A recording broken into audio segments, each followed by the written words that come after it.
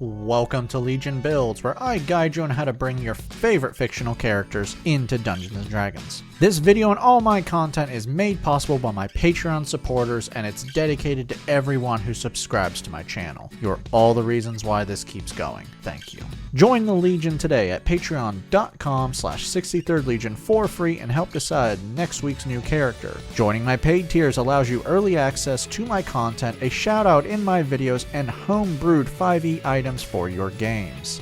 Today we're bringing in the faceless hero of Resident Evil 7 and 8, Ethan Winters. Ethan was a simple systems engineer until he was thrusted into a true realm of horror, changing him forever. Heads up, spoilers are coming. Ethan was murdered by the Baker family and was infected with a strange black mold. This mold mutates organisms into horrible monsters, but in Ethan it did something different. Taking over his body, Ethan was reborn with no memory of his death, but also without the ability to question how he can literally reattach body parts. Seriously, he never once questions how he can pour some ointment on a severed limb and then automatically reattach it. With his new body, Ethan has amazing resilience and regenerative abilities, and is seemingly nearly immortal up to a point. Massive damage can overload his system, but even this has a chance of not ending him. Unlike other creatures he's faced, Ethan has gained no other further abilities from the mold, but he isn't without more natural abilities. Due to his crazy life, Ethan has learned many skills that include weapon handling, weapon modification, survival techniques, herbalism, medicine, and cooking.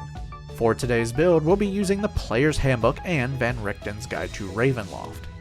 We're using standard point array to make things simple, and we are not multi-classing. Make Dex 15, Wisdom 14, Con 13, Intelligence 12, Strength 10, and we're going to be dumping Charisma with an 8. Charisma really isn't too important for this build, and Charisma is meaningless in a game that controls social interactions.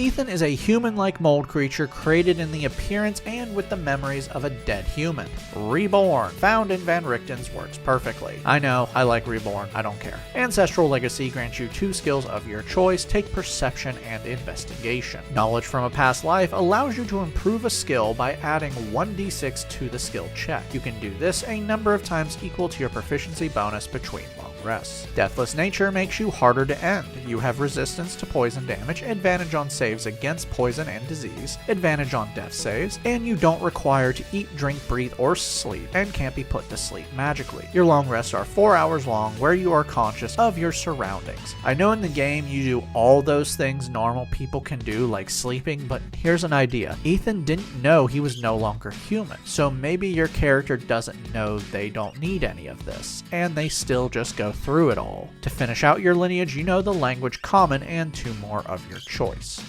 For background, place +2 into Wisdom and +1 into Con. For your origin feat, Skilled gives you up to 3 skill or tool proficiencies of your choice. Grab proficiencies in Thieves' Tools for unlocking locks, Tinker's Tools for modding weapons, and decide between Smith's Tools or Woodcarver Tools. Both of these are needed to make ammunition, with Smith's Tools for bullets and Woodcarvers for arrows and bolts. Regardless, you're going to need to be able to make ammo, so take the one that aligns with your campaign and what it allows. For skills, take Medicine and Insight. To end out your background, take Proficiency in Herbalism Kit to make medicine and potions.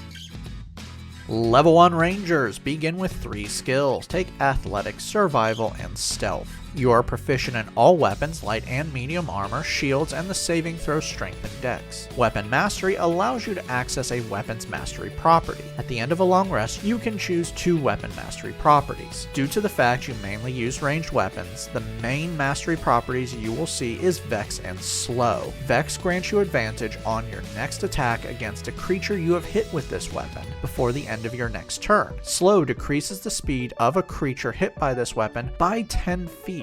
Spell casting gives you magic. You're going to start with 2 first level spells. Before that, Favorite Enemy gives you the spell Hunter's Mark. This spell marks a creature within 90 feet with a bonus action. For 1 hour while you maintain the spell, you will deal 1d6 force damage whenever you hit the creature with an attack, and you will have advantage on any survival and perception check to find the marked creature. If the marked creature dies before the end of the spell, you can use your bonus action to move the mark to a new creature. You can cast this spell twice without a spell slot per long rest. For your spells, Cure Wounds heals you 2d8 plus your Wisdom modifier. Long Strider increases your speed by 10 feet for 1 minute.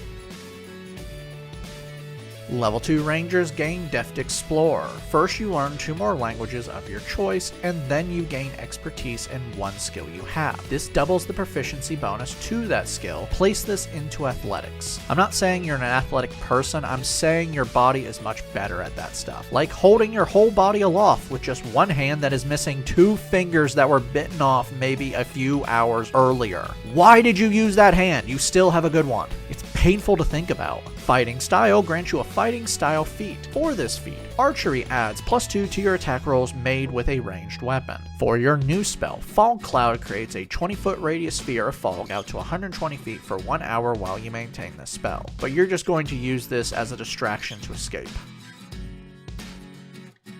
Level 3 Rangers now have access to their subclass. Hunter from the Player's Handbook is going to improve your weapon damage, because you're not going to be having some traveling man appearing out of nowhere to improve your weapons. It worked in Stinky Dragon Campaign 1, but I can't guarantee that. Hunter's Lore improves your Hunter's Mark, now letting you know if a marked creature has immunities, resistances, and vulnerabilities, because Resident Evil loves having big aim at these spots on their giant monsters. This is the best D&D has to offer for that. Hunter's Prey lets you choose one of 2 features at the end of a short or long rest. For these features, Colossus Slayer deals an extra 1d8 damage once per turn to a creature below its hit point maximum. Horde Breaker lets you attack another creature within 5 feet of the original target once per turn. For your new spell, take what you want.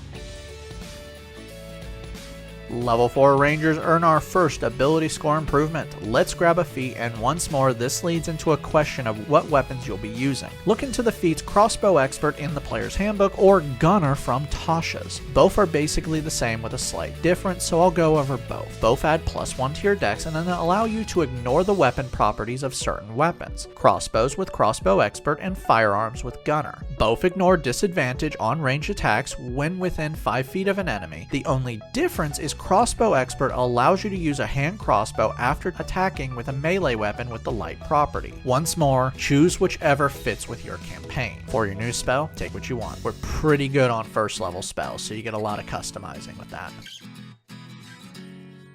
Level 5 Rangers receive extra attack. You can now attack twice with a single attack action. You can now cast Hunter's Mark without a spell slot 3 times per long rest. You also have second level spells. For your new spell, Enhance Ability allows you to choose one stat from Strength, Dex, Intelligence, Wisdom, or Charisma. For 1 hour while you maintain the spell, you have advantage on checks used for that stat.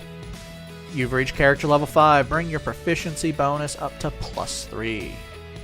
Level 6 Rangers gain Roving. Now when not wearing heavy armor, your speed is increased by 10 feet and you now have a swimming and climbing speed. That equals your walking speed.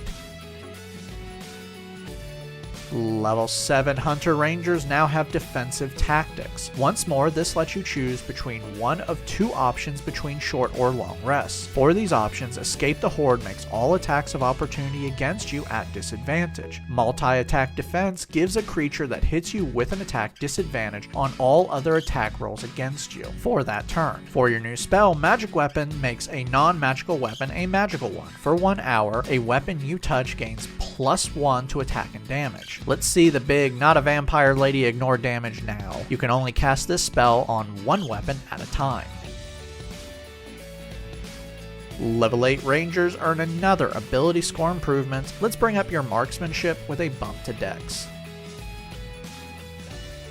Level 9 Rangers receive 2 more expertise. Place this into investigation and survival. You can now cast Hunter's Mark without a spell slot 4 times per long rest. You also receive 3rd level spells. For your new spell, Conjure Broads turns your normal shots into a shotgun blast. You fire a piece of ammunition from your weapon and it creates a 60-foot cone from you, and anyone of your choice within the cone must make a dex save or take 5d8 force damage. Find Traps allows you to sense the presence of traps within 120 feet of you, but not their location. You've hit character level 9, raise your proficiency bonus again to +4. Level 10 Rangers gain Tireless. You can now magically give yourself temporary HP with an action that equals 1d8 plus your Wisdom modifier. You can do this a number of times equal to your Wisdom modifier between long rests. You can now also reduce your exhaustion level by 1 with a short rest. Level 11 Hunter Rangers now have Superior Hunter's Mark. Now when you deal damage to a creature marked with your Hunter's Mark, you can deal bonus damage to a second creature within 30 feet of the first once per turn. For your new spell, Elemental Weapon gives you an Incendiary Rounds. For 1 hour while you maintain the spell, a non-magical weapon gains +1 to attack and damage, and then adds 1d4 of a chosen type of damage from acid, cold, fire, lightning, or thunder. I took this for the fire damage, but you can change out the type of damage for something else. Level 12 Rangers earn another ability score improvement, Cap Off Dex. Level 13 Rangers are Relentless Hunters. Now you can never have your concentration broken on Hunter's Mark. You can also cast Hunter's Mark without a spell slot 5 times per long rest. You now have 4th level spells. For your new spell, Freedom of Movement improves your movement for 1 hour. While this spell is active, you are unaffected by difficult terrain. Magical effects can't reduce your speed. Magical effects can't restrain or paralyze you, and you can use 5 feet of your movement to automatically escape from non-magical restraints or a grapple. Your character level 13 bring your proficiency bonus up to +5. Level 14 Rangers gain Nature's Veil. With a bonus action, you can magically turn invisible for 1 turn. You can do this a number of times equal to your Wisdom modifier between long rests. Level 15 Hunter Rangers receive Superior Hunter's Defense. Now when you take damage, you can use your reaction to give yourself resistance to that damage type until the end of your current turn. For your new spell, take what you want. We're really done with spells, so customize all you want from here. Level 16 Rangers earn another ability score improvement, Bump Up Wisdom. Level 17 Rangers are Precise Hunters. You now have advantage on attacks against the creature that is marked by your Hunter's Mark. You can now cast Hunter's Mark without a spell slot 6 times per long rest, and you now have 5th level spells. For your new spell, once more, take what you want. You've hit the final milestone and reach character level 17. Max out your proficiency bonus with +6. Level 18 Rangers gain Feral Senses. You now have blind sight out to 30 feet. Level 19 Rangers earn Epic Boons. Here you can take any feat, including the Epic Boon feat or an ability score improvement. Now, I'm not going to take Epic Boon because it doesn't fit in the lore, but you can totally do this if you want. In fact, I encourage it. But I'm going to be removing the negative in Charisma. For your final spell, here's your last chance to customize. Have fun. Our final level is level 20 Rangers, and you are a Foe Slayer. Hunter's Mark now deals 1d10 extra force damage on a hit. Now that we've hit level 20, let's recap. Your stats are Strength 10, Dex 20, Con 14, Intelligence 12, Wisdom 18, Charisma 10. Let's dive in. You are a tough bastard. You can heal yourself 2d8 + 4. You have resistance to different types of damage. You have advantage on death saves. Resistance to poison, can make attacks against you have disadvantage. Decrease exhaustion faster. Give yourself temporary HP that equals 1d8 + 4. And your health is over 160, taking the average. You're also a survivalist with proficiencies and tools for building and maintaining weapons, as well as making ammunition, health potions, antitoxins, a +12 to 3 skills before modifiers, and training in all weapons. Finally, you have a pretty damn good shot. Your ranged attacks are +13, you can fire twice, ignore loading properties, make your shots magical, add elemental effects, unleash a barrage of attacks, and add bonus damage such as 1d8 if they are below full health, or 1d10 force damage if they are marked. Downside. Firstly, concentration spells. You have a lot of them, but this is more annoyance as you don't need a lot of them in combat. You're probably just going to stick with Hunter's Mark in combat and combine it with magical weapon. Speaking of which, you need spell slots for dealing magical damage. You can cast Hunter's Mark without a spell slot 6 times, but the other damage dealers do need spell slots. You'll get a magic weapon, so this really isn't that big of a deal. Finally, your charisma is bad until the end game. And in D&D, social interactions are not controlled. This is on you.